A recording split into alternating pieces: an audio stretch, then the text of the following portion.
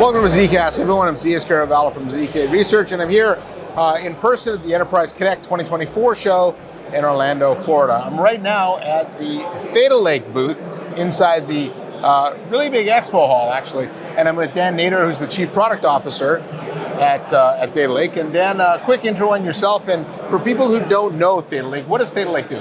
Right, well, I'm Dan Nadir, Chief Product Officer, and Theta Lake is a company that is built on digital communication governance, and that means basically we built products that can capture content. So a lot of the new things like whiteboards and chats, they haven't been around forever, and so we're able to consume all that. We put it all together. We allow you to search it, so we provide unified search, and then we have proactive compliance to help regulated firms stay out of trouble, so we can help them do some things before they get into trouble. So if you don't know what your employees are doing through their unified communications tool, you can tell them. Exactly right. Yeah. And actually, and I'm pretty familiar with them. I'm one of the UC Today judges every year, and I think you guys win this category every year. So congratulations on having an excellent product. Thank you. Now, like I said, we are at Enterprise Connect 2024. Thoughts on the show? Any key themes stand out to you? Yeah, I mean, obviously the big thing everyone's talking about now is AI. Yeah. Everything's AI, which it's good. It's interesting. We're seeing a lot of studies that show how much productivity is improved by using AI tools. But with that comes some risk, right? So a lot of our customers are very concerned. They don't know where the data is getting sourced from. They don't know if it's even turned on. They don't know what users can use it. And so they're relying on us to help them sort all of that. But even in our own product, we're doing things like summarization to help productivity of our own users as well. Yeah. What's interesting is you've been using AI. In fact, most of the vendors here have been using AI for a long time. It really isn't until we had as Jensen Huang, the NVIDIA CEO, said, the iPhone moment. That's right. When ChatGPT launched, that it became a much more focused. And so I'm sure since the launch of ChatGPT, you've seen interest in AI probably skyrocket, right? Absolutely. Yeah, absolutely. Yeah, and the data side's interesting too, because I think we all like the bells and whistles of it, but we don't often think about what the implications are from a data perspective. So what kind of risks does AI bring? Yeah, so customers are really concerned about what it says. Is it hallucinating? Is it giving the right or wrong answer? But even more interesting, our customers want to know, what are people asking the AI, right? So if someone's typing in, give me the home addresses of all the high net worth individuals we have in our database, well, that's bad, right? Yeah. And so they want to know that. And so understanding what prompts people are using is helpful for them and really important. Yeah, I hadn't thought about that. Actually, that is a really important thing. So I know at the show, you had a lot of announcements, right? I saw the press release. There was a lot of stuff in there. So can you help unpack that? What did you announce and why is it important? Yeah, so I mentioned we're all about unified communication. So our bread and butter is making sure that we can add more and more data sources all the time. And so to that end, we've added new voice technology. So we have Cisco WebEx calling that's going to be available.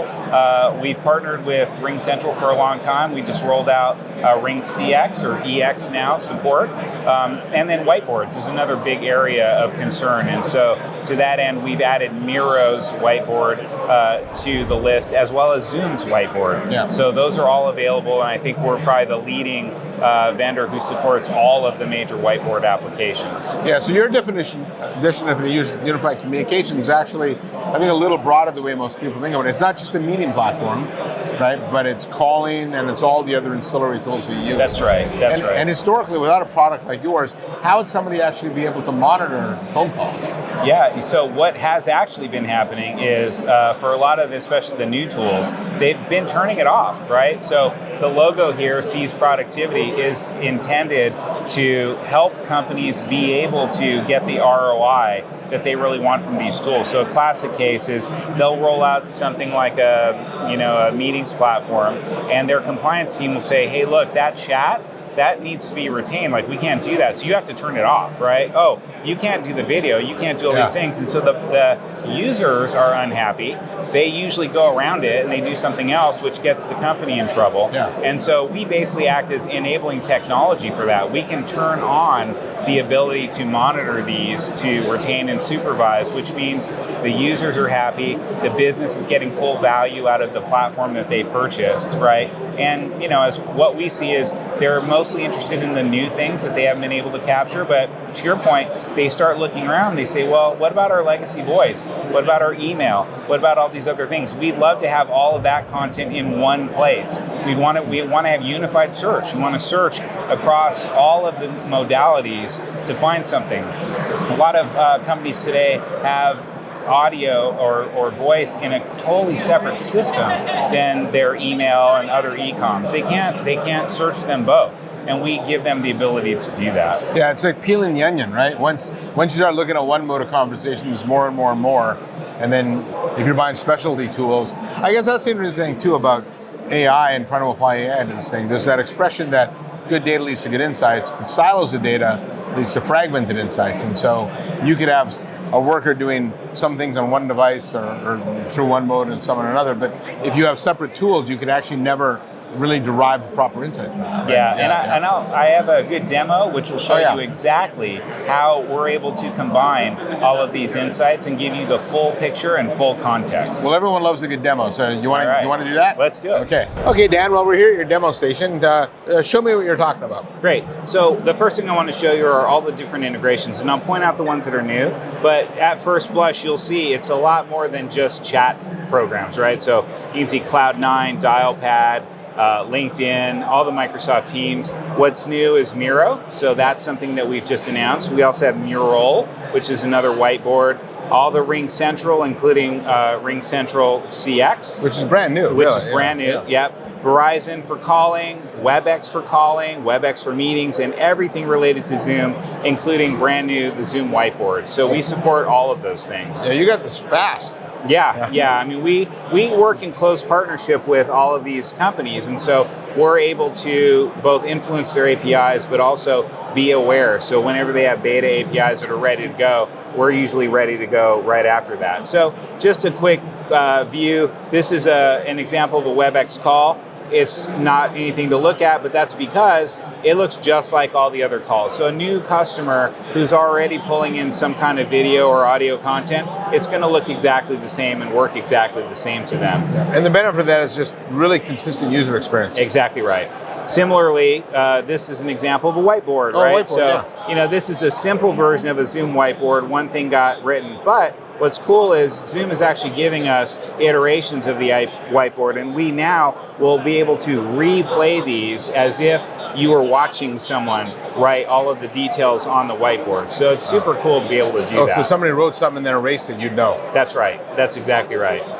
Ring be careful what you're writing. Yes, exactly. Ring CX, again, it's just an outbound call. Looks, works, acts just like everything else. This is a Miro whiteboard, so there's more and interesting stuff on here. But again, it looks the same, works the same. So people who are searching for whiteboard content can pull it all in. If they're searching for text that is on a content on the whiteboard, they'll be able to pull it all in as well.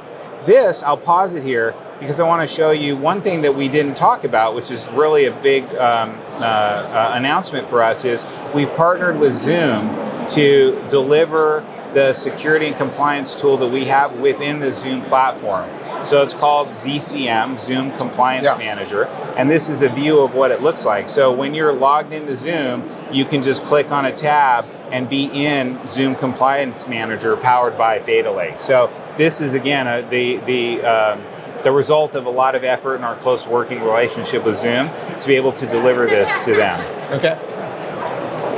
So again, if you look at the Zoom interface, it looks very similar to what you see. Well, it looks just like Zoom. Yeah, exactly right. It looks just like Zoom. Well, I guess because it is Zoom. Yeah. Another new thing I wanted to point out, so when you're reviewing, we have total language support now. So if you see something in different language, you can click and we'll translate it into one of 7 or 8 different languages. We do this for email, for text messages, for transcripts, all of it. This is an interesting one too here. I'll pause just quickly to show you. One thing that people want to know is how well we integrate with Microsoft and what we do with all of the settings that they have in Purview. And there's a lot of settings. There's a lot of settings. And one of the things that you can do is you can include labels. And so we are hooked in and we'll pull in specific labels that you tell us. So in this case, this spreadsheet with customer info was labeled in Purview, and because it was, we added it into the archive. So now we'll retain it automatically. Okay. All right, so you can see there's Zoom, there's Ring Central. Here's an example of voicemail, between these two users, and you can see the waveforms. So you can skip ahead to where people are talking. But what if I want to see more? Well, I can click View Conversation Replay. Now I'm going to see everything between these two users in order, in context. So you can see there's a call and an email message and a voicemail and some more email, right? So all of this happens in context across the board. So remember I said a lot of companies don't even keep their voice and their, e-coms. Well, it's dark data in a lot of Exactly. cases. They don't even keep them together. So now you can see like, oh, look, there's this email about this thing we discussed, or should I pull the trigger? Well, that's interesting. Well, now, a minute later, there's a voicemail saying, yeah, I want to say you should totally do it. If any one of these things out of, context, you'd wonder what they are, right? And we can see the conversation all the way down to this user Jane posting this trade confirmation saying, ha, ha, ha. So all of this is capable because we have all the data. We're like, when you think of us as Apple talks about vertical integration. Yeah. Well, we do vertical integration with all this content, right? We're the unified capture, so we have it all, which means we're able to put it all into one place, which means we can search it all, we can put it all in context, right? Some other tools sit on top of the data. They don't know what that data is, they don't know what it looks like, and it's harder, and it takes months and months to deploy. We're much quicker. So I'm going to show you, I'm just using some labels. So we'll pull in some content here.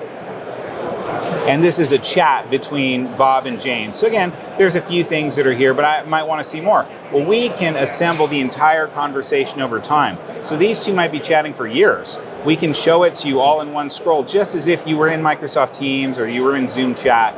We can show you. Now, the interesting thing here is I'm going to go back to this one little point, because it's kind of a good example of, we were talking about the AI that we have. Yeah. So Bob says, hey, I love pool. I'm wondering if you were up for some, and he uses the little pool ball, right?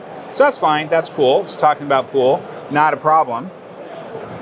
But then a little bit later, Jane says, oh, but to be honest these days, I'd rather just score an 8-ball. Ha, ha, ha, right? That we flag because the AI understands context, and it knows that one emoji in one context is very different from an emoji in another context. Slang. That's right. It even understands like this sort of thing. And take it a step further, now we were talking about AI and increasing productivity. I can literally take this chat and I can summarize the chat over time. So now, I can go down and I can see what's what, but I'm going to go up here and I'm going to say summarize conversation. So we have a little disclaimer, right? Because these things are new and people want to make sure that we want to make sure they understand it. So I'll pick a date. And basically what we're going to do is leverage AI to summarize a bit or more of this conversation. And by the way, we're doing this just for chat, but shortly we'll be doing this for that entire conversation that you saw before, across text messages, replays, voicemail messages, email, all the above. So you can see we've got a summary here, and you can just see it says at 11:53, Jane joked that these days she'd rather just score some cocaine, right? Because it knows that little 8-ball is actually cocaine. I didn't actually know that was a I know. slang. Honestly, I didn't either. I thought it was some different drug, which is funny. Yeah. So AI taught me something. Yeah. And then it gives you topics, right? And so the cool thing is we're working on being able to tell you there's no sensitive data here. There's no, problematic thing. Like this is, perhaps maybe an HR thing, but it wouldn't be something that would get you in trouble with the regulators, right? Yeah, and so the conversation summary ultimately will be something that you could search for. So if you're searching like, oh, I heard people are talking about cocaine, you can search for cocaine, even though this chat never actually says cocaine, you'll still get the chat. And that's one of the beauties of being able to summarize this and provide, again, that additional context. So the other thing I want to show you is participants. one of the things that can be a challenge with unified communications is all of the platforms see you differently. You have different IDs, maybe you have a different phone number, right? You have a different email address. Maybe Jane Smith used to be Jane Jones, Yeah. right? And so it can be a challenge to find all of this content. What we've done is we've built what we call unified identities, which can link up all this information. So our customers can give us data like employee number, right? And we can link all of the platforms. So in this case, I'm going to search. So whatever the identity was, they would know. That's right. So I'm going to use her employee number, 333444. There's Jane. So I'm going to click apply. And now the system's going to go and find everything across all of these different platforms related to her, right? And so now I've got all of it. It doesn't matter what her email, phone number, anything was. And if I sort and I say, okay, I want to find notable things that are here, then we'll get only the important things that you might want to see. Now, I'll mention one thing at the very bottom of the scroll. As you can see, these are like Teams conversations or voicemail messages, right? There's things that we uploaded via our custom API, right? So we give, by the way, we give partners and customers the ability to build into Theta Lake and add their own data. But this last one that I'll mention, WhatsApp chat between Bob Smith and a phone number. WhatsApp doesn't know who this is, right? The system doesn't associate a name, but because of the unified identities, we know that's Jane's number.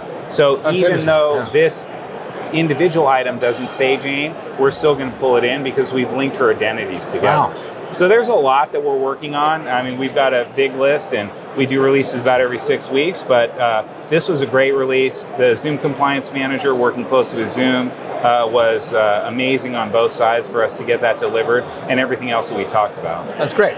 Thanks. Yeah, and everyone's trying to move more to that workspace model, right? So you do have to have the completeness of solution now. Yep. Yeah, thanks. Okay, Dan, well, thanks for that fantastic demo. That was fascinating to see all the capabilities, and certainly this is a big pain point for a lot of customers. Just one last question. When looking ahead, right, this is a very fast-moving industry. What's up next for Theta Lake? Right. Well, so I think for the last few years, we focused a lot on unified capture, being able to pull in all of these different data sources. So I mentioned that every release we have new things that we add, and then we've been doing unified search. What I just showed you in the demo, being able to pull in all of this content. The next big thing that we're going to work on this year is adding to that, but also doing more proactive compliance. I mentioned earlier being able to help. So I don't have to go look; it'll tell me. That's right. That's right. So to do some things in real time. Help people understand their AI settings, maybe warn them if they've got something that's a little more risky. And certainly we'll do a lot more with AI. Yeah. We'll pull in summaries that are coming from our platform partners. We'll create more summaries. Anything that we can do that will help our customers increase that productivity and do things in a smart way, we'll do. Yeah, the productivity piece, the proactive piece is interesting because I'm sure for a lot of companies, there's things they don't even know to look for. That's right. And now it'll be pushed at it. And I suppose that's some of the beauty of generative AI. And AI is the ability to remove a lot of the heavy lifting from the user. Absolutely. Yeah, absolutely. All right, anything else you want to add? No, that's it. If you want to learn more about Theta Lake, you can go to our website, thetalake.com. We actually do webinars, I think, weekly, and you can check them out and learn more about what we do. Yeah, we'll include that link in the YouTube description below. So on behalf of Dan, I'm ZKast from ZK Research, and thanks for watching. Make sure you hit the subscribe button, and I'll see you next time on my next episode of ZKast. Thanks.